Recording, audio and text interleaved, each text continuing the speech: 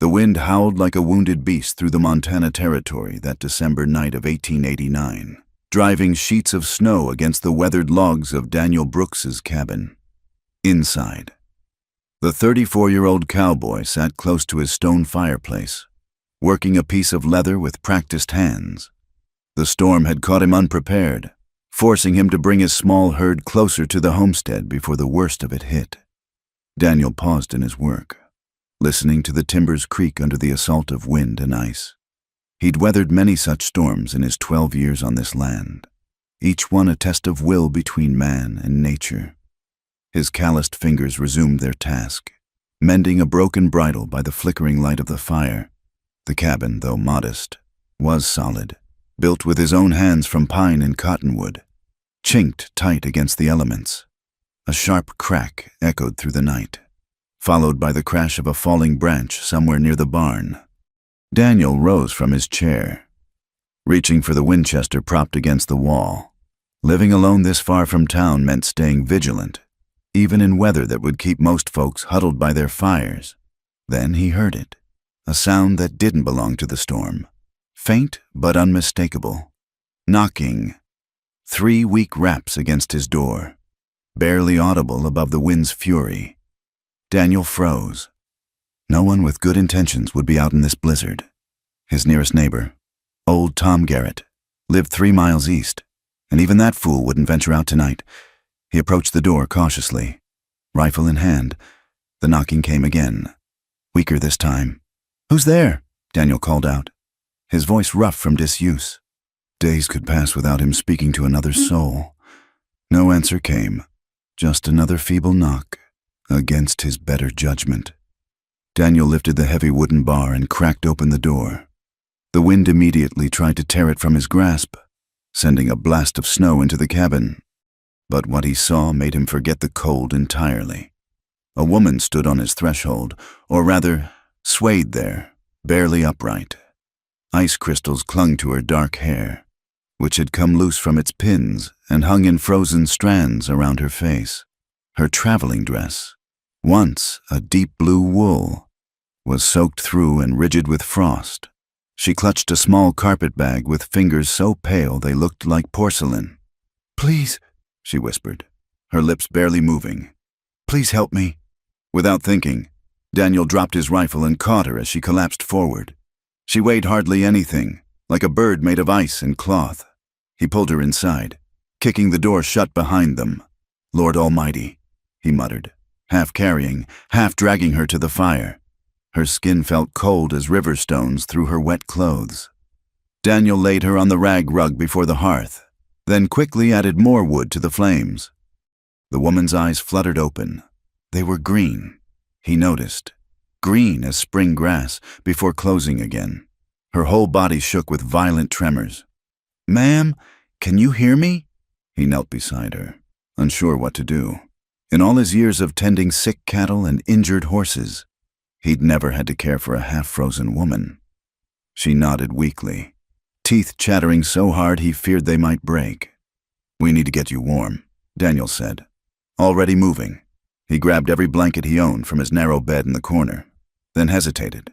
Her dress was soaked through, the fabric stiff with ice. She'd never warm up in those wet clothes. "Ma'am, He cleared his throat. "Your dress.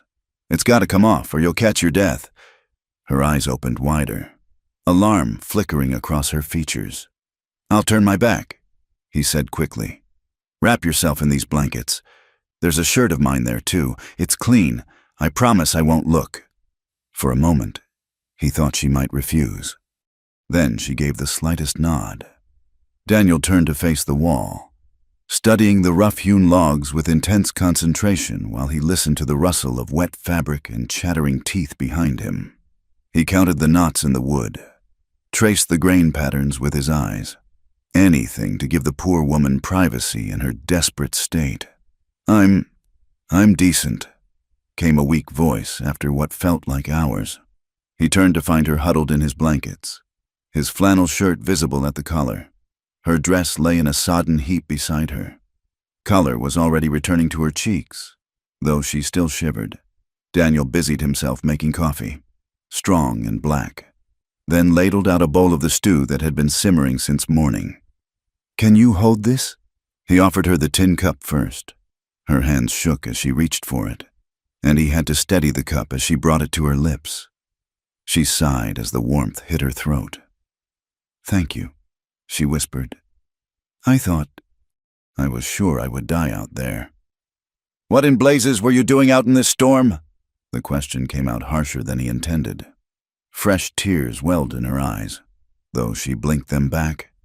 "I had nowhere else to go." Daniel fetched the stew and a spoon, settling himself on the floor at a respectful distance. "Eat first. Then, if you're willing, you can tell me what happened." She ate slowly, mechanically, as if remembering how to perform the simple act. Daniel noticed her hands, soft, uncalloused. City hands, the kind that had never milked a cow or mended a fence. A gold band glinted on her left finger. When she'd finished half the bowl, she set it aside and pulled the blankets tighter. "My name is Clara," she said. "Clara Whitmore. Though I suppose that doesn't matter now." "Daniel Brooks," he offered. "This is my place." Clara nodded, staring into the fire. "I came from Philadelphia. I was a mail-order bride." The words seemed to pain her. "I answered an advertisement from a rancher named Henry Callahan. He promised—" She laughed bitterly. "Well, it doesn't matter what he promised." Daniel knew Henry Callahan, owned one of the largest spreads in the territory. More cattle than he could count. Also knew him for a hard man, quick with his fists and quicker with harsh words. "I arrived in Milltown this morning on the stage," Clara continued. "Mr. Callahan met me at the station. He took one look at me and—" Her voice broke. "He said I wasn't what he expected. Too thin, too weak, too Eastern. He brought me as far as the fork in the road, then told me to find my own way back to town. In this storm," Daniel couldn't hide his disgust. "It wasn't snowing then, just starting. He said I could make it if I hurried. Then he left me there with my bag and rode off." She looked up at him, and the pain in her eyes made his chest tighten. "I tried to walk back, but the snow came so fast, and I couldn't see the road. I saw your light, and you did right," Daniel said firmly. "Any man who'd leave a woman in weather like this ain't worth spit." Clara fumbled with something at her neck, pulling out a crumpled envelope. "He left this too. Said it explained everything." Daniel took the letter, reading by firelight. The words were cold, businesslike. Henry Callahan hereby dissolved any understanding between himself and Miss Clara Whitmore, citing misrepresentation of her person and unsuitability for ranch life. $10 was enclosed for her return passage. $10, Clara said with that bitter laugh again. "As if I could buy my dignity back for $10. Daniel crumpled the letter and tossed it into the fire. They watched it burn in silence. "You can stay here tonight," he said finally. "Storm should blow itself out by morning. Then I'll take you to town myself. I have no money for lodging in town. That $10 is all I have in the world. We'll figure something out." Daniel stood, suddenly aware of how small his cabin was with 2 people in it. "You take the bed. I'll bunk here by the fire." "I couldn't." "You could and you will," he said firmly. "You've been through enough today," as he helped her to her feet, still wrapped in blankets. Their eyes met properly for the first time. Despite everything, the cold, the abandonment, the uncertain future, he saw strength there. This wasn't some fragile flower who'd wilt at the first sign of hardship. She'd walked through a blizzard when another might have given up. "Thank you, Mr. Brooks," Clara said softly. "I won't forget your kindness. Just being neighborly," he mumbled, suddenly uncomfortable with her gratitude. Later, as he lay on the floor listening to the storm rage outside and her quiet breathing from his bed, Daniel found himself thinking about Henry Callahan. The man had ordered a bride like he'd order cattle, then discarded her just as easily when she didn't meet his specifications. It burned in his gut, that callousness. Come morning, he'd take her to town as promised, find her decent lodging, maybe help her find work until she could afford passage home. It was the right thing to do. But as the wind howled and the fire crackled, Daniel Brooks couldn't shake the feeling that this storm had blown something into his life that would change it forever. He just didn't know yet whether that change would be for good or ill. The last thing he remembered before sleep took him was the sound of her voice. Soft, but determined. "I won't forget your kindness." Somehow, he believed her. The morning light filtered through frost-covered windows, casting pale shadows across the cabin floor. Daniel woke stiff from his night by the hearth, his back protesting the hard planks.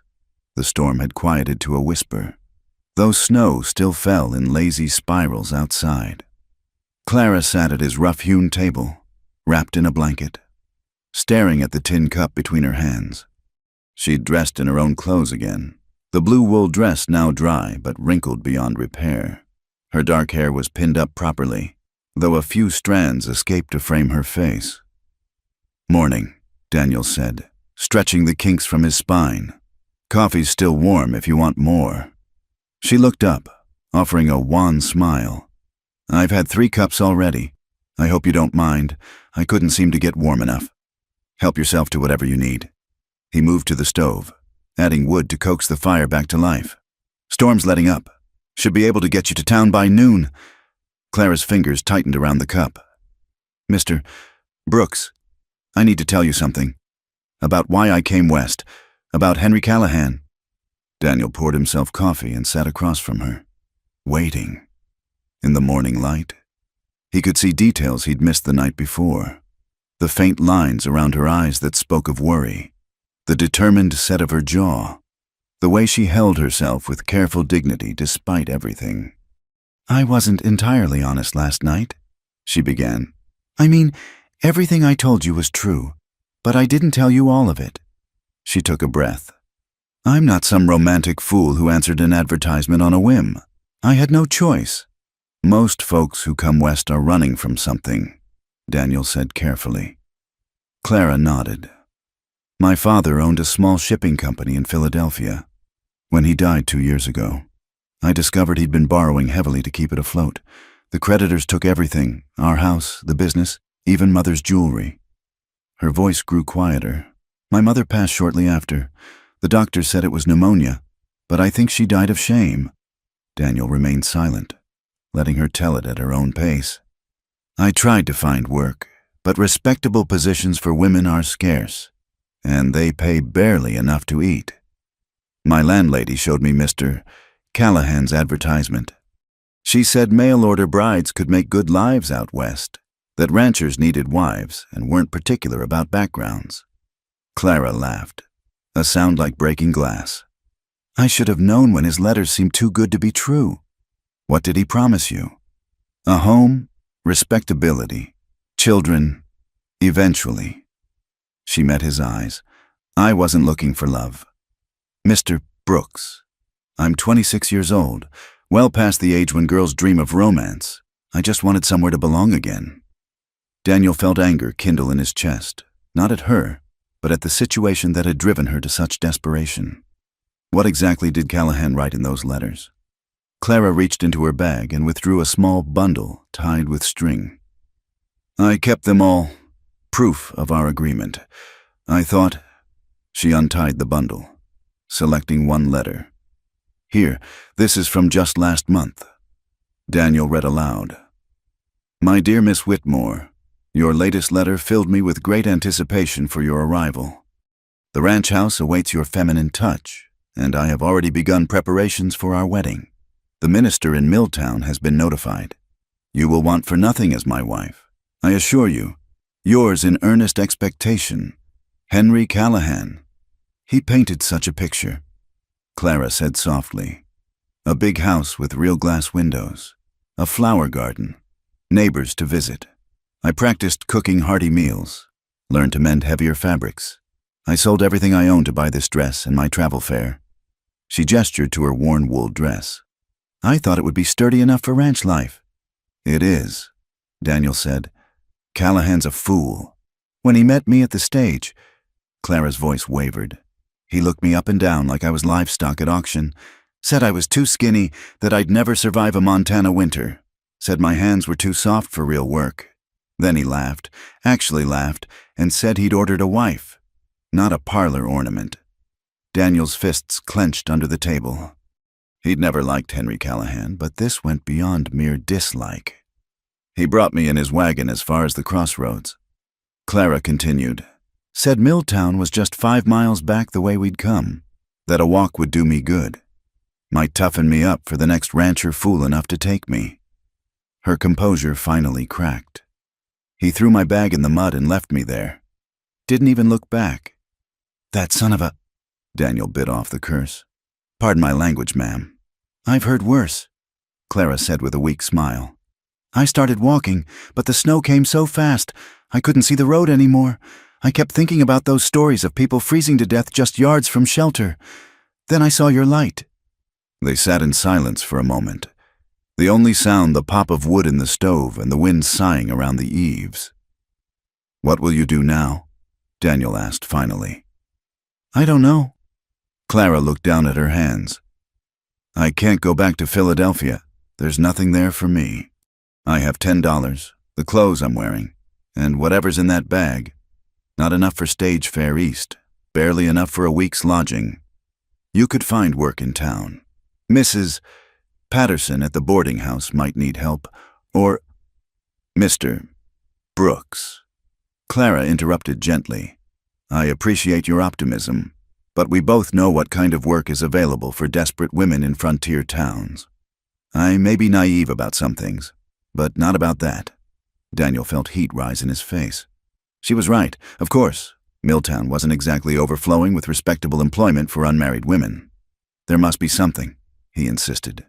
Maybe the school needs a teacher, or I'll figure it out, Clara said with forced brightness.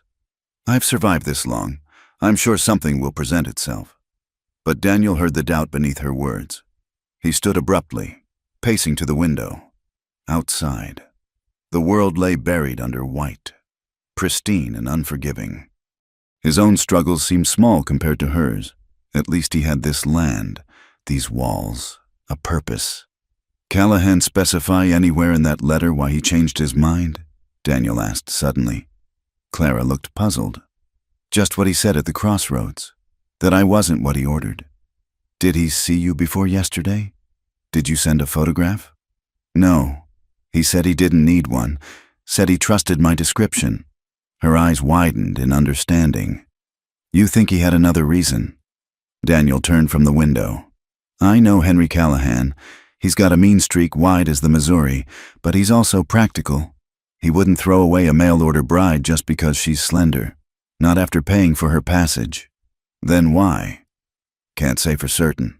Daniel chose his words carefully. But Callahan's been trying to buy up land all through the valley. Maybe having a wife would complicate things. Or maybe... He hesitated. Maybe what? Maybe someone made him a better offer. A rancher's daughter with land of her own? Perhaps. Wouldn't be the first time a man broke an engagement for profit. Clara stared at the letters spread on the table. So I was just... inconvenient. That'd be my guess. She gathered the letters slowly, retying them with trembling fingers. It doesn't matter why. The result is the same. I'm stranded in Montana territory with nothing and no one. That's not entirely true, Daniel said before he could stop himself. Clara looked up sharply. What do you mean? He rubbed the back of his neck, suddenly aware he was walking onto dangerous ground. I mean, you're not alone right at this moment, and Milltown's not such a bad place. Folks might surprise you. Like you did? Clara asked softly. Taking in a stranger in a storm. Just being neighborly. Daniel mumbled. The same words as last night. But they felt different now, heavier with meaning. Clara stood, folding the blanket carefully. I should prepare to leave. I've imposed on your hospitality enough. No imposition, Daniel said quickly. And there's no rush. Snow's still falling. Mr. Brooks. Clara faced him squarely.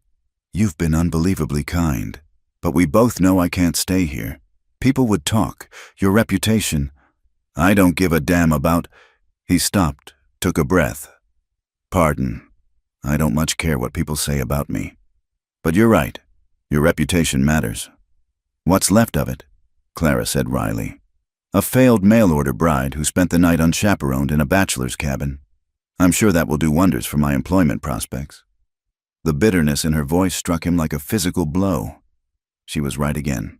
The proper folks in town would whisper, would judge. It wasn't fair. But fairness had little to do with how the world worked. "We'll think of something," Daniel said firmly. "Maybe Mrs. Patterson won't care about gossip if you can cook and clean. Or Doc Morrison might need help. His wife's been poorly." Clara managed a genuine smile. "You're a good man. Mr. Brooks. Don't let anyone tell you different." As she turned to gather her few belongings, Daniel found himself memorizing details. The way morning light caught in her dark hair, the graceful way she moved despite everything she'd endured, the quiet strength that radiated from her small frame. He'd take her to town as promised, find her safe lodging, help her get situated. It was the right thing to do, but standing in his small cabin, watching her carefully fold that wet, wrinkled dress, Daniel Brooks felt something shift inside his chest. He'd lived alone for so long he'd forgotten what it felt like to want to protect someone, to rage against the injustices they'd suffered, to wish he could make their world right again. It was a dangerous feeling for a man who'd built his life on self-sufficiency and solitude. And yet, as Clara turned back to him with that brave, broken smile, Daniel knew he was already lost. The storm raged for 3 more days, trapping them in the cabin like castaways on a wooden island. By the second morning, Daniel had stopped suggesting they attempt the journey to town. The snow piled high against the windows, and the wind howled with renewed fury each time it seemed to calm. "I'll pay you back for the food," Clara said on that second morning, watching him prepare breakfast. "Once I find work, I'll repay every penny." "No need for that," Daniel replied, slicing thick pieces of bacon. "Can't eat money, and I've got plenty of supplies laid in." She insisted on helping, despite his protests. Soon they fell into a rhythm, Clara cooking while Daniel tended the animals in the barn, fighting through drifts to ensure his horses and milk cows survived the storm. When he returned, cheeks red from cold, she'd have coffee waiting and something warm on the stove. "You're a fine cook," Daniel commented that evening, finishing his second helping of biscuits and gravy. "My mother taught me," Clara said, a distant look in her eyes. "She said a woman should know how to make something from nothing. I just never thought I'd need the skill quite this literally." They spent the long hours talking, carefully at first, then with growing ease. Daniel learned she could read and write with a fine hand, had studied mathematics and geography, could speak a little French. Clara discovered he'd taught himself to read from his mother's Bible and a few worn almanacs, that he'd built his cabin with help from a traveling carpenter, that he'd once driven cattle all the way to Kansas City. "Why did you stay out here alone?" Clara asked on the third night, mending a tear in his work shirt by lamplight. "Most men would have taken a wife by now, had a family." Daniel poked at the fire, considering his answer. "Tried courting once. Sarah Jennings, the banker's daughter. She came to a barn dance with me, took one look at this place, and said she'd rather die an old maid than live in a shack." "This isn't a shack," Clara said indignantly. "It's well built and clean. You've made it comfortable." "You're being kind." "I'm being honest." She set down her sewing. "I've lived in a Philadelphia mansion, Mr. Brooks, and I've lived in a tenement room with rats in the walls. This cabin is neither. It's a home, simple, yes, but warm and safe and cared for." Sarah Jennings was a fool. Daniel felt heat rise in his face that had nothing to do with the fire. "Well, she married a merchant from Denver, so I guess she got what she wanted." "And what did you want?" The question hung between them like a challenge. Daniel met her green eyes across the small space. Someone who could see past the rough edges. Someone who understood that life out here is hard but worthwhile. Someone... He stopped, afraid he'd already said too much. "Someone real," Clara finished softly. "Yes," he admitted. "Someone real." They worked together during those storm-bound days with surprising harmony. Clara proved herself far more capable than her soft hands suggested. She learned to keep the fire banked properly, to strain the milk and store it in the cold pantry, to patch clothes with tiny, precise stitches. When Daniel came in half-frozen from checking trap lines, she'd have hot water ready for washing and wouldn't fuss when he dripped snow across her freshly swept floor. "You adapt quickly," he observed, watching her knead bread dough with growing confidence. "Necessity is a stern teacher." Clara replied, "Besides, this is what I thought I'd be doing as a rancher's wife. Might as well learn properly." For his part, Daniel found himself looking forward to coming inside, to sharing meals with conversation instead of silence. Clara had a quick wit and wasn't afraid to tease him when he grew too serious. She laughed at his stories about ornery cattle and shared her own about Philadelphia society's ridiculous customs. "You really wore a bustle?" he asked, incredulous. "Like carrying a shelf attached to your backside." Clara confirmed, laughing. "I sold mine to buy the train ticket. The shopkeeper looked at me like I was mad, trading fashion for freedom. Seems like a good trade to me." "It was," she said quietly. "Even ending up here, even with everything that's happened, I don't regret leaving." On the fourth morning, Daniel woke to silence. The wind had finally died, and weak sunlight filtered through the frost-covered windows. He found Clara already up, standing at the window in his borrowed shirt and her mended skirt, watching the sunrise paint the snow-covered valley in shades of pink and gold. "It's beautiful," she breathed. "I've never seen anything like it." Daniel moved to stand beside her, careful to keep proper distance. "Wait until spring. Whole valley turns green, and the wild flowers bloom so thick you can smell them a mile off." "I wish I could see that," Clara said wistfully, then seemed to catch herself. "But of course, I'll be long gone by then." "Once the road's clear—" "Right," Daniel said, the word tasting like ash. "Town." They stood in silence, watching the world wake up under its blanket of white. Daniel was acutely aware of her presence, the way the morning light caught in her hair, the small sigh that escaped her lips. "I should make breakfast," Clara said finally, turning from the window, but she moved too quickly. Bumping into him in the small space, he caught her arms to steady her, and suddenly they were standing far too close, her hands pressed against his chest, his fingers gentle on her elbows. "Clara," he said, her given name slipping out unbidden. She looked up at him, green eyes wide, and for a moment the world held its breath. Then she stepped back, color high in her cheeks. "I'm sorry, "No need for apologies," Daniel said quickly, his own face burning. "Close quarters is all." But something had shifted between them. Some invisible line crossed. The easy companionship of the past days now hummed with awareness. Daniel found himself watching her when he thought she wasn't looking, the curve of her neck as she bent over her sewing, the way she bit her lip when concentrating, how she absently tucked loose strands of hair behind her ear. Clara seemed equally affected, starting when their hands accidentally touched passing dishes, blushing when he complimented her cooking, finding reasons to be across the room when he came too near. That evening, as they sat by the fire, she with her mending, he cleaning his rifle, Clara broke the charged silence. "My parents met at a church social," she said suddenly. "Mother was serving lemonade, and Father spilled it all over her best dress. She was furious until he offered to walk her home so she could change." They were married 6 months later. "Quick courtship," Daniel observed, carefully oiling the rifle's mechanism. "Mother said when you know, you know."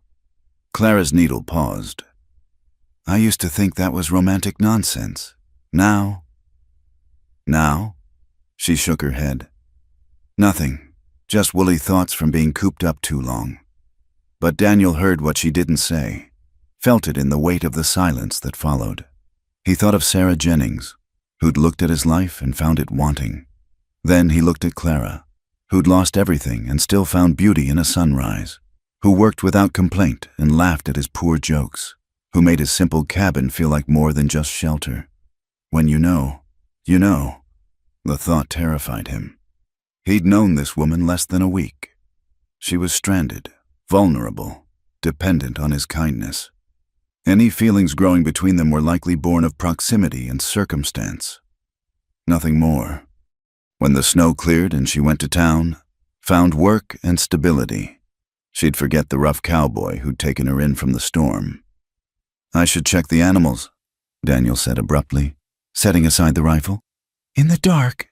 Clara looked up, surprised. "Moon's bright enough."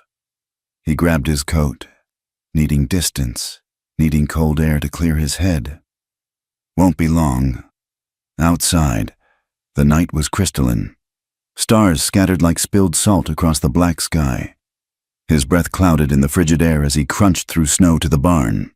The horses nickered softly in greeting, and he spent longer than necessary checking their feed and water, trying to sort through the tangle of his thoughts. When he finally returned to the cabin, Clara had banked the fire and tidied the main room. A plate covered with a cloth sat warming on the stove. She'd saved his dinner. "Thank you," he said gruffly, touched by the simple gesture. "It's nothing," Clara replied from where she sat at the table, writing in what looked like a small journal. "Least I can do after all your kindness." "You don't owe me anything," Daniel said firmly. "Done nothing any decent man wouldn't do." Clara set down her pen and looked at him directly. "That's where you're wrong. Mr. Brooks, Henry Callahan proved that decent men are rarer than gold in these parts. You could have turned me away, could have taken advantage, could have been cruel." Her voice softened. "Instead, you've been nothing but good. That's not nothing. That's everything." Daniel stood frozen, plate in hand, unable to form words around the lump in his throat. Clara rose, color high in her cheeks. "I should retire. Good night, Mr. Brooks." "Daniel," he said suddenly. "Just call me Daniel." She paused at the doorway to the bedroom. "Good night, Daniel." The way she said his name, soft, almost tender, stayed with him long after she'd closed the door. He ate mechanically, barely tasting the food, his mind turning over the past days like a man examining treasure he couldn't quite believe was real. Tomorrow, if the weather held, he'd have to take her to town as promised. The thought sat like lead in his stomach. But what else could he do? She deserved better than exile in a remote cabin with a tongue-tied cowboy. She deserved choices, opportunities, a real future. Daniel cleaned his plate and prepared his bedroll by the dying fire. Same as every night since she'd arrived, but tonight, sleep eluded him. Instead, he lay awake imagining spring wildflowers and green valleys and wondered if a man could be fool enough to fall in love in just 4 days. The answer, he feared, was yes. The sound of approaching horses broke the morning quiet 2 days later. Daniel looked up from splitting firewood to see 3 riders approaching through the snow. Henry Callahan's massive frame, unmistakable even at a distance, flanked by Sheriff Wade Thompson and one of Callahan's ranch hands. "Clara," Daniel called, setting down his axe. "Stay inside." She appeared at the doorway, face paling as she recognized the lead rider. "It's him. I'll handle this." Daniel moved to stand between her and the approaching men, hand resting casually near the pistol at his hip. Callahan reined up 20 feet from the cabin, his heavy features set in a scowl. The sheriff, a fair-minded man Daniel had always respected, looked uncomfortable. "Brooks," Callahan said without preamble, "I hear you've got my property." "Don't see any property of yours here," Daniel replied evenly. "The woman, my bride, she's mine by rights. I paid her passage." Clara stepped out onto the porch despite Daniel's warning, chin raised. "I am no man's property. Mr. Callahan, you made that quite clear when you abandoned me in a blizzard." Callahan's face darkened. "Now see here, girl. We had an agreement, legal and binding. You can't just—" "You dissolved that agreement," Clara interrupted, her voice steady despite the way her hands trembled. "In writing, or have you forgotten the letter you left me with? That was a misunderstanding." Callahan blustered. "Heat of the moment. I've reconsidered." Daniel laughed, short and harsh. "Reconsidered? After leaving her to freeze to death?" Sheriff Thompson shifted in his saddle. Henry says Miss Whitmore is his legal bride. Daniel says they need to sort this out proper. There's nothing to sort out. Clara said firmly, Mr. Callahan rejected me, abandoned me, and severed our agreement. I owe him nothing. You owe me the price of your passage. Callahan snarled. $300, plus expenses. You'll work it off one way or another. The threat in his voice made Daniel step forward. That's enough. Callahan, lady said she's not going with you. That's the end of it. This ain't your business. Brooks, stand aside. I'm making it my business. The two men stared at each other, tension crackling like lightning before a storm. Callahan's hand drifted toward his sidearm, but the sheriff intervened. Now hold on, both of you. Thompson dismounted, hands raised peacefully. Let's discuss this civilized like Miss Whitmore. Do you have this letter Henry mentioned? Clara disappeared inside, returning with the crumpled paper. The sheriff read it, eyebrows rising. Seems pretty clear. Henry, Thompson said slowly, says here you're dissolving the agreement. Even gave her money for return passage. I was hasty, Callahan ground out. A man can change his mind, not after abandoning a woman in a blizzard. The sheriff replied, That's attempted murder in some folks' books. I didn't abandon her. I told her the way to town, in a storm, with the night coming on. Daniel interjected. 5 miles through unfamiliar country. She'd have died if she hadn't found my place. Sheriff Thompson looked between them all, then focused on Clara. Miss Whitmore, what do you want to do? Law's murky here, but I'm inclined to side with you, given the circumstances. I want nothing to do with Mr. Callahan, Clara said clearly. I consider our business concluded. You little... Callahan spurred his horse forward, but Daniel was already moving. He grabbed the horse's bridle, using the animal's momentum to pull Callahan off balance. Touch her and I'll kill you, Daniel said quietly, meaning every word. Callahan's face went purple. You dare threaten me? I own half this valley. Not this half, Daniel replied. Now get off my land. Sheriff, arrest this man. He's harboring my bride. Thompson sighed deeply. Henry, I've heard enough. The lady's made her position clear, and frankly, you're lucky she's not pressing charges for abandonment. I suggest you head home and forget this whole mess. This isn't over, Callahan snarled, jerking his horse's head around. You think you can keep her? Brooks, a worthless saddle tramp playing hero? She'll see through you soon enough, see what you really are, nothing but dirt and sweat and broken dreams. And when she does, when she comes crawling to town begging for work, I'll be waiting. He spurred his horse viciously, his ranch hand following. Sheriff Thompson lingered, tipping his hat to Clara. Ma'am, I'm sorry for the trouble. If Henry bothers you again, you let me know. He looked at Daniel. You too, Dan. Keep your eyes open. Henry's not one to let grudges go.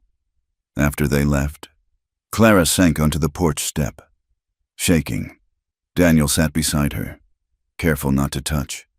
I'm sorry, she whispered. I've brought trouble to your door. Not your doing, Daniel said firmly. Callahan's been a bully since we were boys. About time someone stood up to him. What he said? Clara looked at him sideways. About you being a worthless saddle tramp. That was cruel.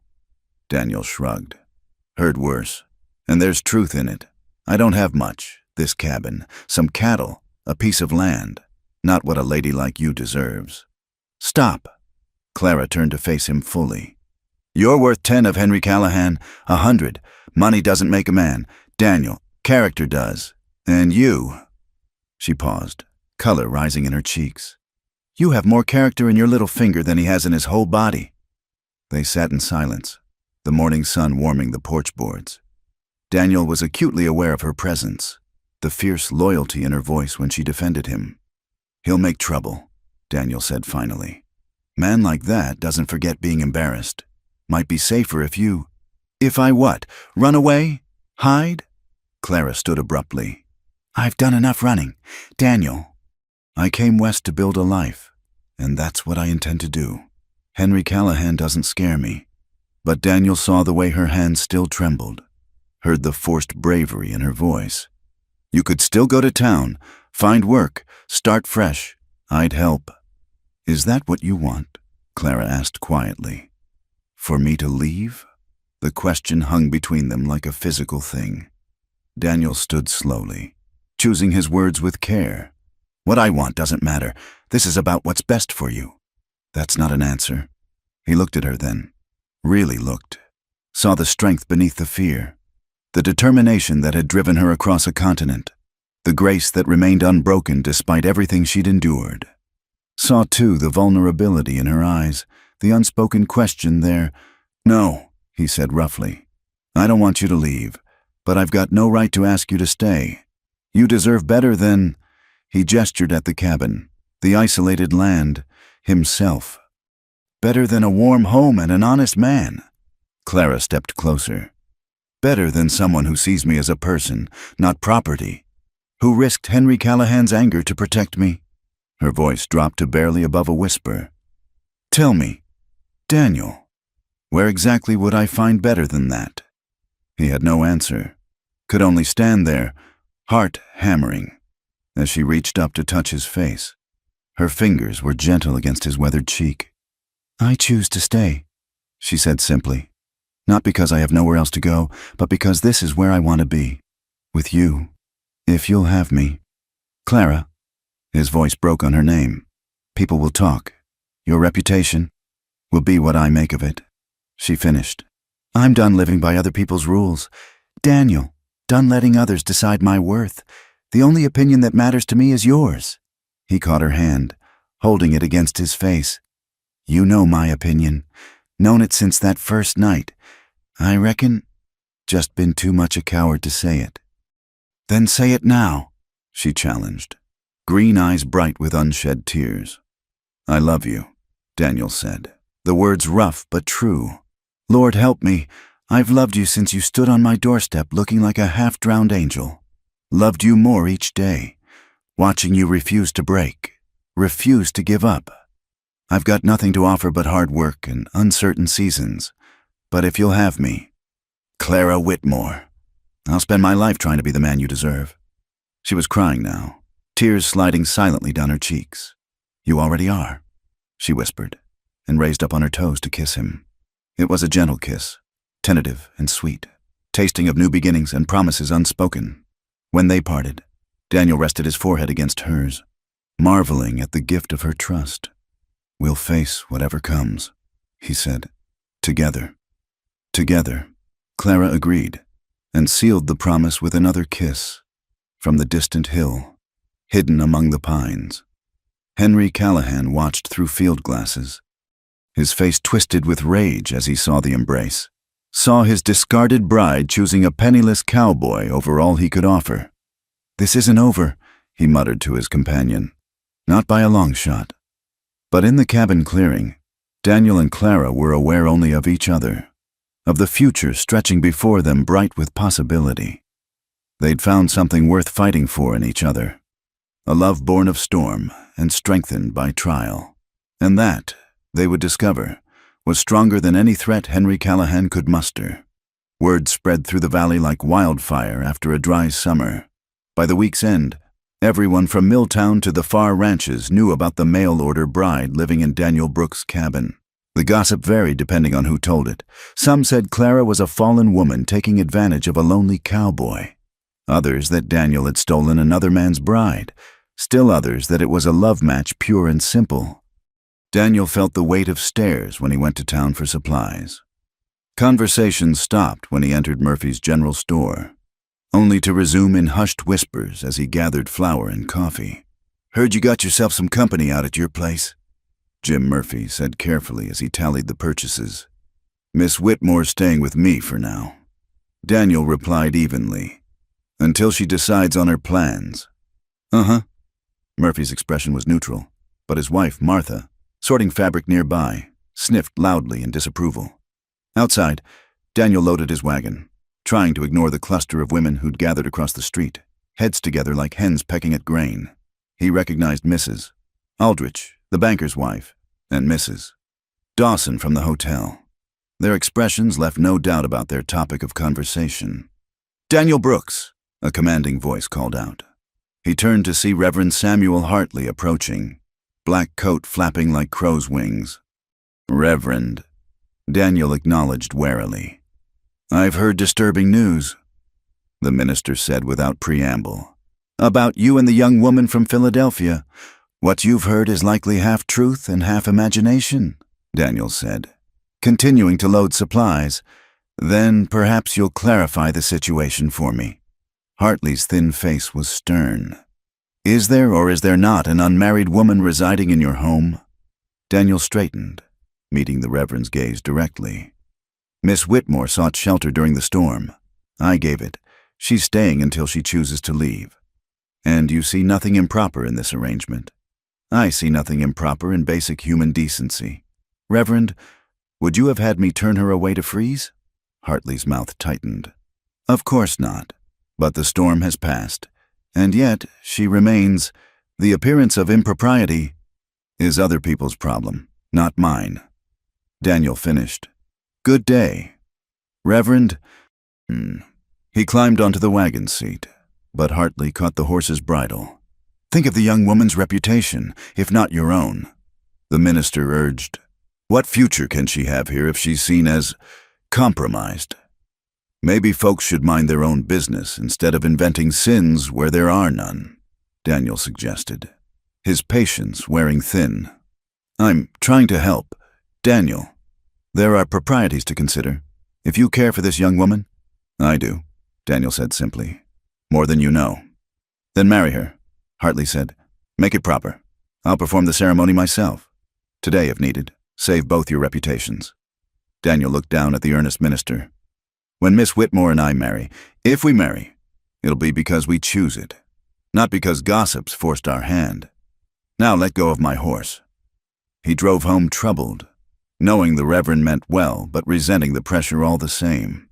Clara had been through enough without adding the weight of small-town judgment. He found her in the garden plot beside the cabin, turning soil despite the lingering cold. She'd found his mother's old sunbonnet and wore it pushed back, her face flushed with exertion. You're back early, she said, smiling. Then, seeing his expression, what happened? Daniel told her about the store, the whispers, Reverend Hartley's visit. Clara listened, her face growing still. I'm ruining your reputation, she said quietly when he finished. Don't care about my reputation. You should. This is your home, your community. These people's opinions matter, whether you admit it or not. She pulled off the bonnet, twisting it in her hands. Maybe I should go. Find lodging in town. No. Daniel caught her hands. Don't let them drive you away. Not when... He struggled for words. Not when we're just beginning to figure out what this is between us. Clara searched his face. What is this between us? Daniel? He pulled her closer, uncaring if anyone was watching. It's me waking up happy because I know you'll be there. It's you making this empty cabin feel like a home. It's... He cupped her face gently. It's love. Clara, at least on my part. On both parts, she whispered, leaning into his touch. But love might not be enough if the whole town turns against us. You need these people for supplies, for help during roundup, for selling your cattle. I need you more, Daniel said fiercely. They were interrupted by the sound of another wagon approaching. Doctor, Morrison's buggy came into view, his wife Ellen beside him on the seat. Daniel tensed, expecting more lectures, but the doctor's weathered face was kind as he climbed down. Afternoon, Dan, Miss Whitmore. He tipped his hat. Wife and I thought we'd pay a social call, if you don't mind.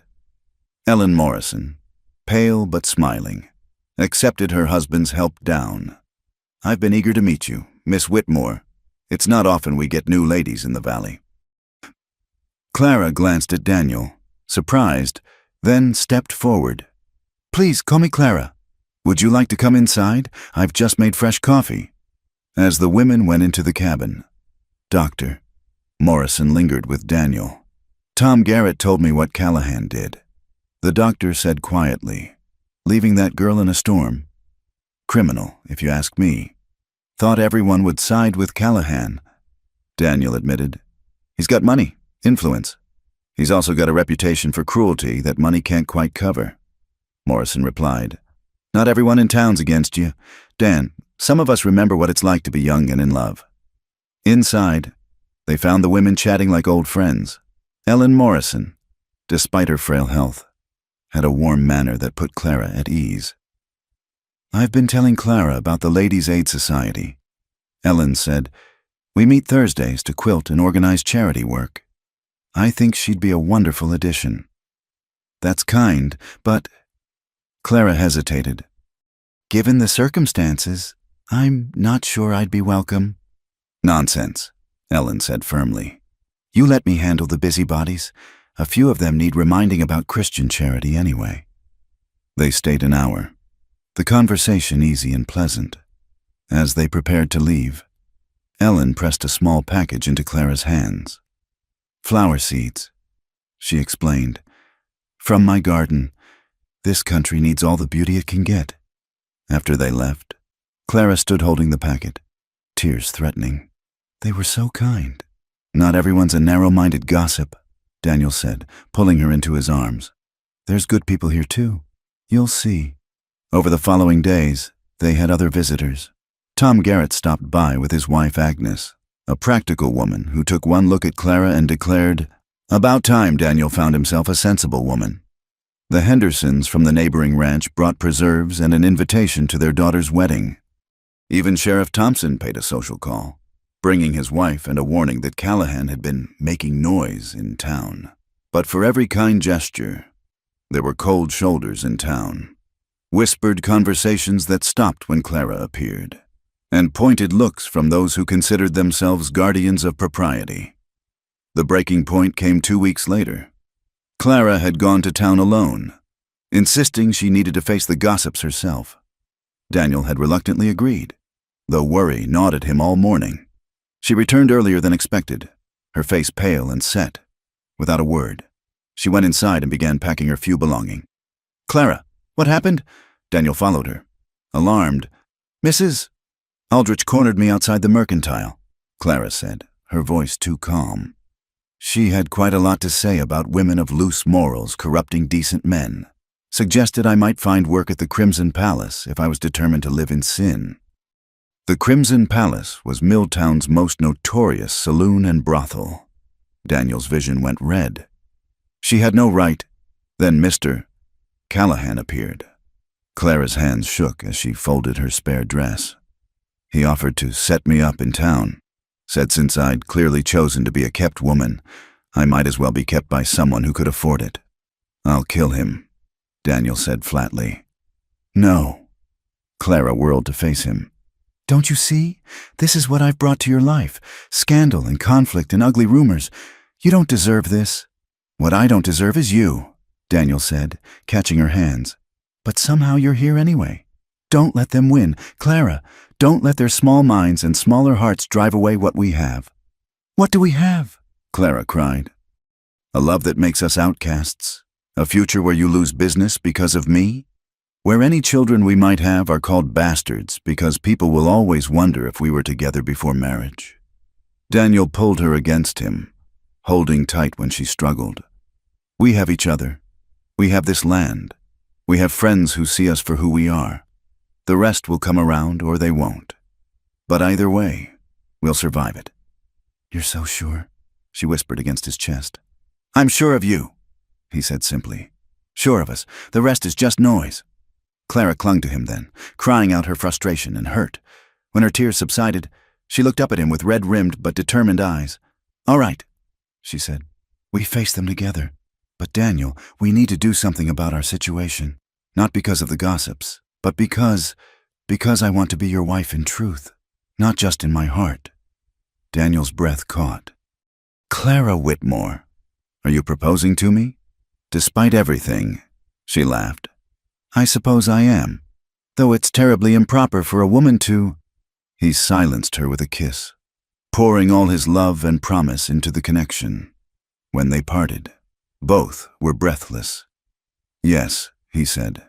To whatever you're asking. Yes, we'll marry tomorrow if you want, or next month, or next year. Whenever you're ready. However you want it. Just say you'll be my wife. I'll be your wife, Clara whispered, and kissed him again. Outside, thunder rumbled across the valley, promising another storm. But inside the cabin, Daniel and Clara held each other and made plans, building their future on a foundation of love strong enough to weather any tempest, natural or man-made. The letter arrived on a Tuesday morning, delivered by young Tommy Patterson, who worked odd jobs around town. Daniel was mending fence when the boy rode up, and Clara was hanging the wash on the line. "Letter for Miss Whitmore," Tommy called out, waving an envelope. "Came on yesterday's stage." Clara's face lit up. "From Philadelphia?" "No, ma'am. Local postmark." The light dimmed in her eyes as she took the envelope. Daniel watched her turn it over, examining the unfamiliar handwriting. Tommy rode off with a coin for his trouble, and Clara slowly opened the letter. As she read, her face went white. "What is it?" Daniel abandoned the fence, alarmed by her expression. Wordlessly, she handed him the letter. He recognized neither the handwriting nor the signature, but the content made his blood boil. "Dearest sister," it read, "I write with terrible news. Father is taken gravely ill, and the doctors fear he hasn't long.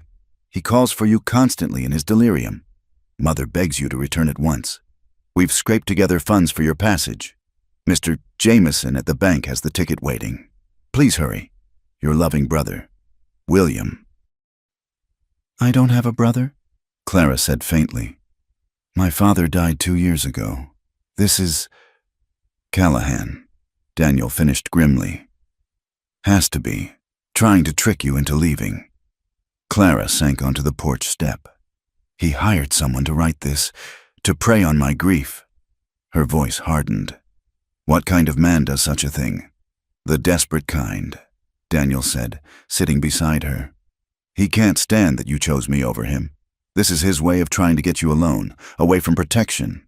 "Should we tell Sheriff Thompson?" Daniel considered. "What would we tell him? That we got a letter? No law against that, even if we know it's false." They spent the day wary, expecting more tricks. Daniel kept his rifle close while working, and Clara stayed near the cabin, but nothing else came until the following morning, when Dr. Morrison appeared with urgent news. "Callahan's been spreading word that Clara's family is desperate for her return." The doctor reported, "Says he's generously arranged passage out of Christian charity. Half the town thinks he's a saint for helping the woman who spurned him, while the other half still thinks I'm a Jezebel." Clara said bitterly. "What's his game?" Daniel asked. Morrison's face was grim. "Best I can figure, he's setting it up so when you don't put Clara on that stage, he can claim you're holding her against her will, paint himself as the hero trying to reunite a family." "That's insane," Clara protested. "That's Callahan." The doctor corrected. "Dan, you need to be careful. He's got Judge Brennan's ear, and the judge owes him money. If Callahan pushes this story hard enough," he didn't need to finish. "A judge's order could force Clara to leave, could even put Daniel in jail for interfering. We'll marry immediately." Daniel decided, "A husband's rights. Won't matter if the judge decides the marriage was coerced." Morrison interrupted. "Callahan's thought this through." They spent a sleepless night planning. By morning, they'd decided Clara should go to town, publicly refuse the ticket, and denounce the letter as a forgery. It would rob Callahan of his narrative. But when they arrived at the bank, they found Callahan himself waiting with Judge Brennan and several prominent townspeople. "Miss Whitmore," Callahan's voice rang with false concern. "Thank God you've come. Your family situation is dire indeed." "I have no family," Clara stated clearly. "My parents are dead, and I have no siblings. That letter is a lie." Callahan's eyes widened in theatrical shock. "My dear girl, grief has clearly affected your mind. Perhaps the isolation at Brooks' cabin." "My mind is perfectly clear," Clara interrupted. "As is your intention. You're trying to force me to leave through deception." Judge Brennan, a thin man with shrewd eyes, studied her. "These are serious accusations. Miss Whitmore, Mr. Callahan has shown me the telegraph from your family." "What telegraph?" Daniel demanded. "Let's see it." Callahan produced a paper with a flourish. Daniel snatched it, reading aloud, "Sister desperately needed, father dying, come at once. William Whitmore." "I have no brother named William," Clara said firmly. "This is fabrication." "Prove it," Callahan challenged. And Daniel saw the trap. How could Clara prove she didn't have a brother? How could she prove her father was already dead without documents she didn't possess? "The burden of proof isn't on Miss Whitmore," a new voice interjected. Reverend Hartley stepped forward, surprising everyone. "It's on the person making the claim. Mr. Callahan, can you prove this telegraph is genuine? Where did it originate? Who paid for it?" Callahan's face flushed. "The family's privacy is less important than the truth." Hartley continued, "I may have had concerns about propriety, but I won't stand by while someone uses lies to manipulate a young woman." "How dare you?" Callahan began. But Sheriff Thompson arrived then, badge glinting in the morning sun. "Interesting thing," the sheriff said conversationally. "I sent a wire to Philadelphia yesterday, to the authorities there. Asked about the Whitmore family." He pulled out his own paper. "City records show George Whitmore died in March of 1887. His wife Margaret followed 6 months later. They had one child, a daughter named Clara. No sons." The crowd murmured. Judge Brennan's expression soured as he looked at Callahan. "Henry," the judge said slowly, "if you've wasted my time with false claims—" "I was deceived," Callahan protested. "Someone took advantage of my generous nature." "Your generous nature?" Clara stepped forward, fury giving her courage. "You left me to die in a blizzard. You've spread lies about my character. You've tried to trick me into leaving the man I love. Where exactly is this generosity you speak of? You chose this." Callahan snarled, mask finally slipping. "Chose to live in sin with a nobody instead of being my wife. You made your bed." Daniel moved, but Sheriff Thompson was faster, stepping between the two men. "That's enough. Henry, I think you should leave. This isn't over." Callahan pointed at Clara. "You think you've won? I'll make sure everyone knows what you really are. No decent person in this valley will." "Will what?" Ellen Morrison emerged from the gathering crowd, supported by her husband but standing straight. "Won't associate with a brave young woman who refused to be bullied? Won't do business with Daniel Brooks, one of the most honest men in the territory?" She looked around at the assembled townspeople. "If that's the kind of community we are, then shame on us all." Agnes Garrett joined her. "I agree. This harassment has gone on long enough." One by one, others stepped forward. The Henderson... Jim Murphy, despite his wife's glare.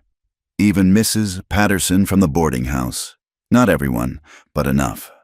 Enough to show that Callahan didn't speak for the whole town. The rancher's face went from red to purple. Without another word, he stormed off. Judge Brennan hurrying after him with apologies no one wanted to hear. Sheriff Thompson turned to Daniel and Clara. "I'll keep an eye on him, but you two should still be careful. A man like Callahan doesn't give up easy." "Neither do we," Clara said, taking Daniel's hand. As the crowd dispersed, Reverend Hartley approached them. "Miss Whitmore, Mr. Brooks, I owe you an apology. I let concern for propriety blind me to the real impropriety happening here." He paused. "If you do decide to marry, I'd be honored to perform the ceremony on your timing, not anyone else's." That evening, back at the cabin, Clara and Daniel sat on the porch watching the sunset paint the mountains gold. "He'll try again," Clara said quietly. "Probably," Daniel agreed. "But did you see? Not everyone believed him. You've got supporters now. Friends." "We have friends," Clara corrected. "Thanks to you." "Thanks to your courage," Daniel countered. "Standing up to him like that, in front of everyone. You were magnificent." Clara leaned against his shoulder. "I was terrified. But then I looked at you, and I knew I could do it. That's what you give me, Daniel. Strength I didn't know I had." "You always had it," he said, kissing the top of her head. "I just gave you reason to use it." They sat in comfortable silence as stars began to appear. Whatever Callahan tried next, they'd face it together. The forged letter had backfired, revealing both his desperation and the support they hadn't known they had. "Daniel," Clara said suddenly, "I think I'd like to marry you sooner rather than later.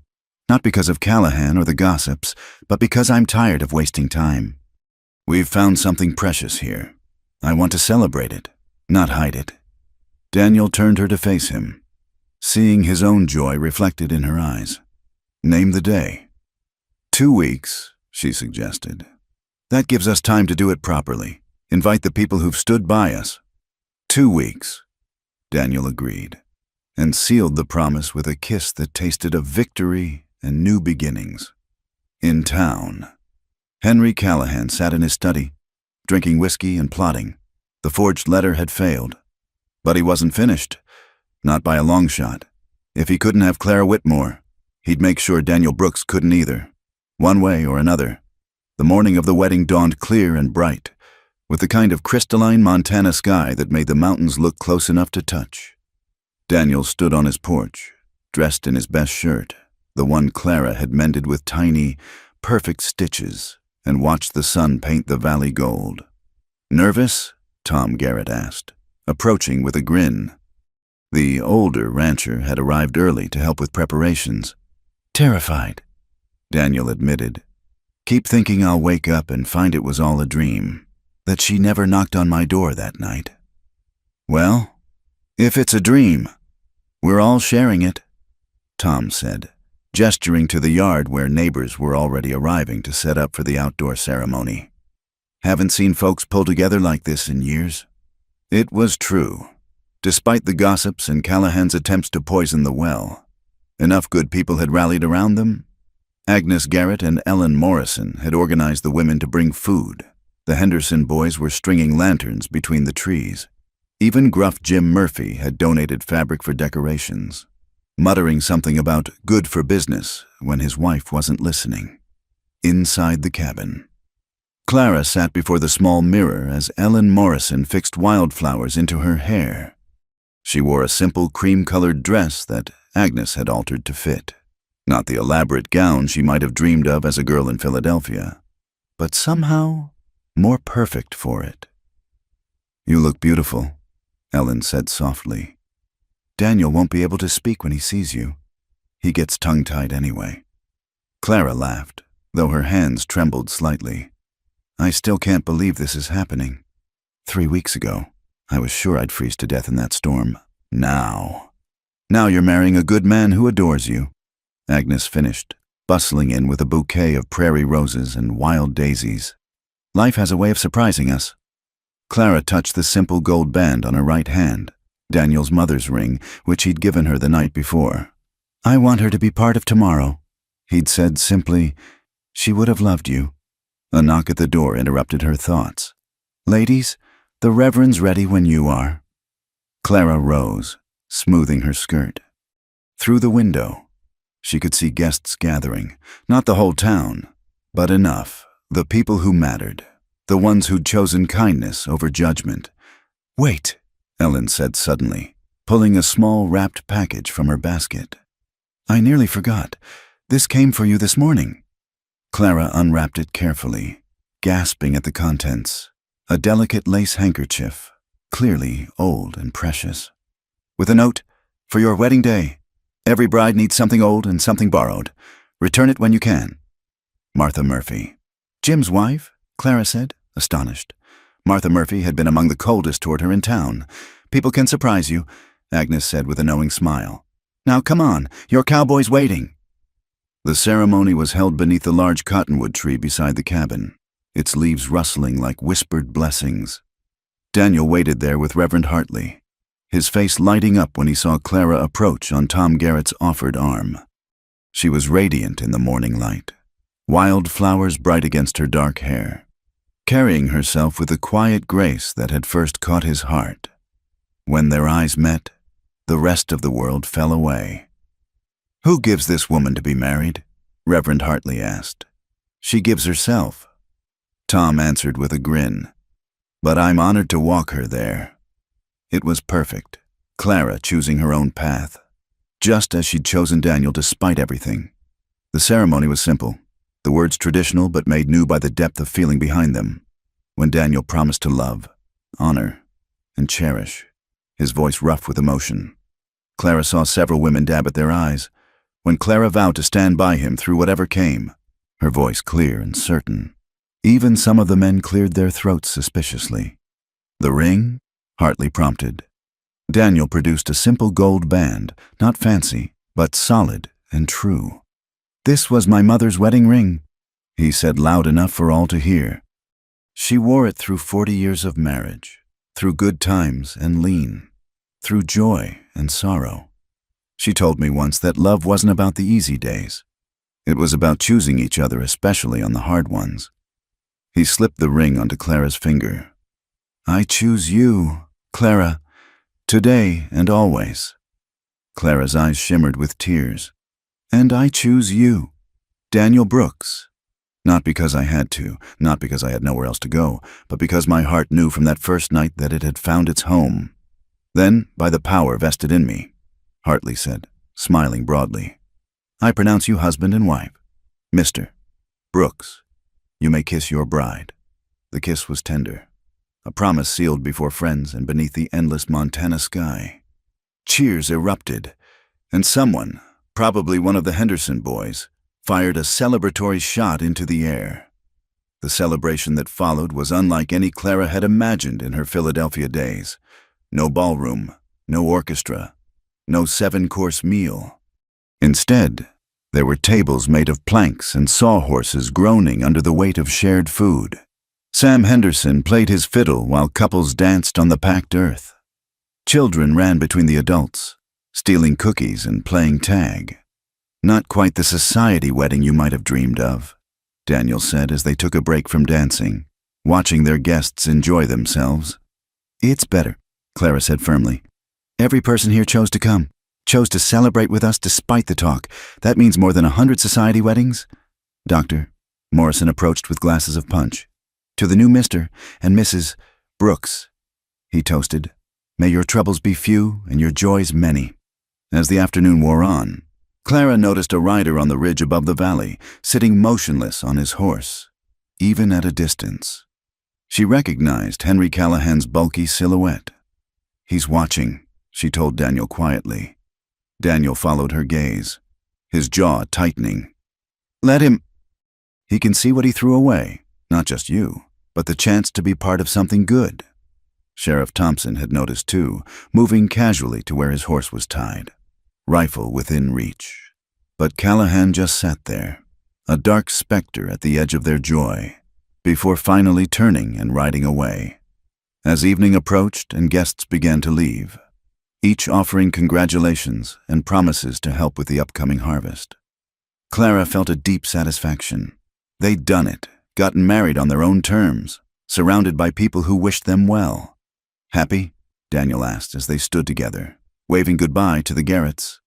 "Happier than I knew was possible," Clara admitted, "though I do wonder what Callahan will try next. He won't just give up." "Probably not," Daniel agreed. "But that's tomorrow's worry. Today, Mrs. Brooks, you're my wife, and nothing he does can change that." The last guests departed as sunset painted the mountains purple and gold. Clara and Daniel stood together on their porch now, of their home, watching the stars emerge. "No regrets?" Daniel asked. "You could have had a very different life. Easier." "Certainly." Clara turned in his arms, reaching up to touch his face. "I could have had Henry Callahan's big house and his money and his cold heart. I could have stayed in Philadelphia and slowly starved, body and soul. Instead, I have you, this land, these friends, this life we're building together." She smiled. "I have no regrets, Daniel, only gratitude." He kissed her then, long and deep, and carried her over the threshold of their cabin as tradition demanded. Inside, the space that had once echoed with his loneliness now held warmth and promise and the beginning of their shared story. Outside, the night deepened, stars wheeling overhead in their eternal dance. Somewhere in the darkness, a wolf called to its mate, and another answered. a wild song of belonging that echoed across the valley. In the cabin, by the light of the fire Daniel had taught her to tend, Clara carefully folded her wedding dress and tucked Martha Murphy's handkerchief inside. Tomorrow she would return it with thanks. Another small bridge built in their community. Tomorrow they would begin the daily work of marriage, of building a life together against whatever odds came their way. But tonight, they had each other and the promise of all the tomorrows to come. And that, Clara thought as Daniel drew her close, was wealth beyond measure. The wedding day that had begun with sunrise and Clara's nervous anticipation ended with moonlight and the quiet certainty that she was exactly where she belonged, in Daniel's arms, in their home, in this life they'd chosen despite every obstacle. Whatever storms lay ahead, they would weather them together.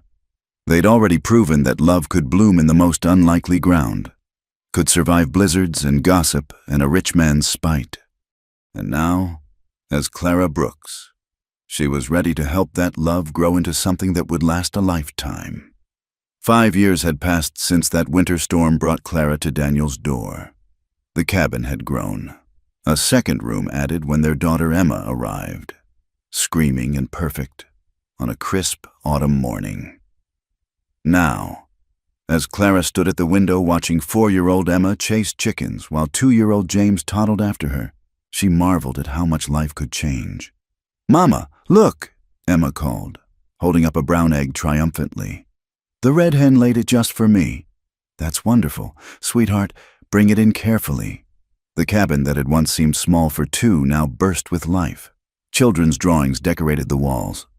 A rag doll rested on the rocking chair Daniel had made while Clara was carrying Emma. Tiny, muddy boot prints tracked across the floor she'd just swept. Daniel came in from the barn. James perched on his shoulders. "Someone wants his mama," he said, setting the boy down. James immediately wrapped himself around Clara's skirts. "The Hendersons are coming for supper, remember?" Clara said, scooping up her son. "Sarah wants to discuss the new schoolhouse." The community had grown too. More families had settled in the valley, drawn by good land and the promise of the coming railroad. There was talk of building a proper school, and Clara had been asked to help organize it. "Never thought I'd see the day when this valley had enough children for a school," Daniel said, washing his hands at the basin. "Remember when it was just us and the wind?" "I remember," Clara said softly. Those early days seemed like another lifetime.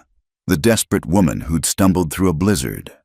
The lonely cowboy who'd opened his door to a stranger. A knock interrupted her memories. Daniel opened the door to find Tom Garrett, his weathered face serious. "Dan, Clara, thought you should know. Henry Callahan's back." The name sent a chill through the warm kitchen. Callahan had left the valley 3 years ago after a failed business venture, selling his ranch to Eastern investors. Most had assumed he was gone for good. "What's he want?" Daniel asked, his hand instinctively moving to where his rifle rested. "Can't say for certain, but he's been asking about you two in town, and about your land." After Tom left, Clara and Daniel exchanged worried looks over their children's heads. They'd built something beautiful here, a real home, a growing family, a place in the community. The thought of Callahan threatening that made Clara's stomach clench, but when Callahan finally appeared 2 days later, he wasn't the man they remembered. His bulk had turned to fat. His expensive clothes showed wear, and his eyes held the desperate look of a man who'd lost more than money. "Brooks," he said, not dismounting from his tired-looking horse. "Mrs. Brooks." "Callahan," Daniel acknowledged warily. "State your business. I've come to make you an offer." Callahan's voice lacked its old bluster. "I need to buy land, and yours is available." "It's not for sale," Daniel said flatly. "Everything's for sale at the right price." Callahan named a figure that made Clara gasp. More money than they'd see in 10 years. "You heard my husband," Clara said, stepping beside Daniel. "Our home is not for sale." Callahan's face twisted. "You could buy a dozen homes with what I'm offering. Think of your children." "I am thinking of them," Clara interrupted. "This is their home. This is where they'll learn to ride and plant gardens and understand what it means to work land your own hands have tended. No amount of money can buy that. You're fools, Callahan said, but the words lacked heat. He looked older, defeated. I need this land. The investors.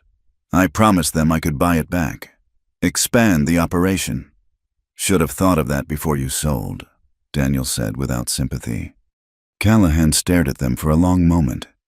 I could have had you, he said to Clara. Could have given you everything. You gave me everything. Clara replied quietly. By leaving me in that storm, you gave me the chance to find my real life. So thank you, Mr. Callahan. Thank you for showing me who you really were before it was too late. Something shifted in Callahan's face. Surprise, maybe, or recognition. Without another word, he turned his horse and rode away. They never saw him again. That evening, with the Hendersons visiting and the house full of laughter and planning for the new school, Clara found a moment to step outside. The summer evening was warm, fireflies dancing in the growing dusk. Daniel joined her, wrapping an arm around her waist. You all right? More than all right, Clara said. Seeing him again, I thought it would bring back the fear, the anger, but all I felt was pity and gratitude. Gratitude? If he'd been kind that day, if he'd accepted me, I'd be living in his big house, married to a man who saw me as property. I'd never have known this. She gestured to the cabin behind them, where their children's laughter mixed with their friends' voices.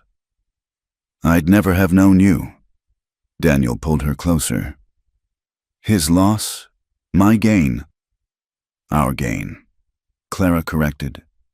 They stood together, watching the stars emerge.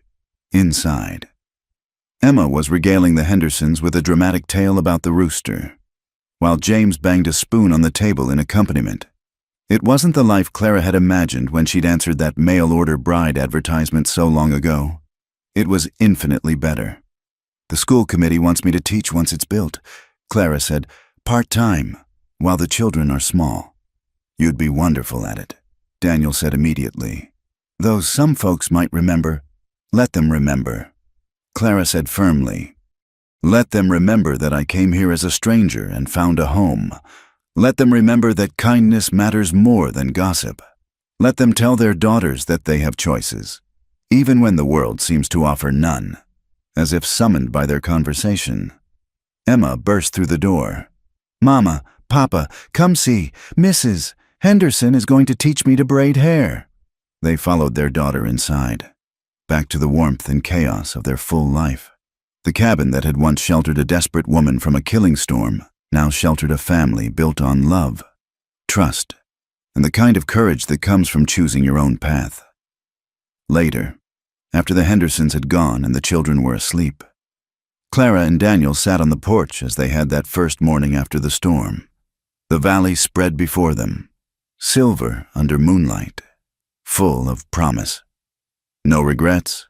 Daniel asked, echoing his question from their wedding day. Clara thought of the woman she'd been, frightened, alone, at the mercy of other people's decisions. Then she looked at her husband, thought of their children sleeping safe inside, of the friends who'd become family, of the teaching position waiting for her, of the life they'd built from nothing but determination and love. No regrets, she said, meaning it with every fiber of her being. Only joy. Daniel raised her hand to his lips, kissing the worn gold band that had been his mother's. Thank you, he said simply. For what? For knocking on my door that night, for staying, for choosing us. Clara smiled, leaning into his warmth. Thank you for opening it, for seeing me as more than an inconvenience or a scandal, for giving me a chance to discover who I really was. They sat in comfortable silence. Two people who'd found each other in the most unlikely way and built something lasting from that chance encounter. Tomorrow would bring its own challenges. It always did. The ranch needed tending. The children would wake early and hungry. The new school would need organizing. But tonight, with the vast Montana sky stretched above them and their children safe inside, Clara and Daniel Brooks had everything they needed. They had each other, They had their family. And they had the knowledge that the best things in life often came disguised as disasters. Inside the cabin, little James cried out in his sleep. Clara rose to tend to him, pressing a kiss to Daniel's weathered cheek as she passed. He caught her hand, holding it for just a moment, a small gesture that said everything words couldn't. Then she went inside to comfort their son, and Daniel remained on the porch a moment longer, listening to her soft singing through the window. He thought of that terrified, half-frozen woman who'd appeared at his door 5 years ago, and marveled at the strong, confident mother and community leader she'd become. Or maybe she'd always been that person, just waiting for the chance to show it. Either way, Daniel Brooks knew he was the luckiest man in Montana Territory. He'd opened his door to a stranger and found his soulmate. He'd offered simple kindness and received a lifetime of love in return. As Clara's lullaby drifted through the night air, Daniel finally went inside to join his family. The cabin door closed softly behind him, shutting out the vast darkness and keeping in the light, just as it had on that fateful winter night when two lonely souls had found each other in the storm. Thank you for listening to this story from the American frontier. If you're enjoying tales from the Wild West, we'd love to hear where you're listening from.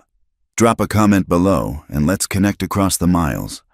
Don't forget to subscribe to From Wild West channel for more authentic stories of love, courage, and adventure from America's untamed past. Share your thoughts about Clara and Daniel's journey in the comments. Until next time, partners.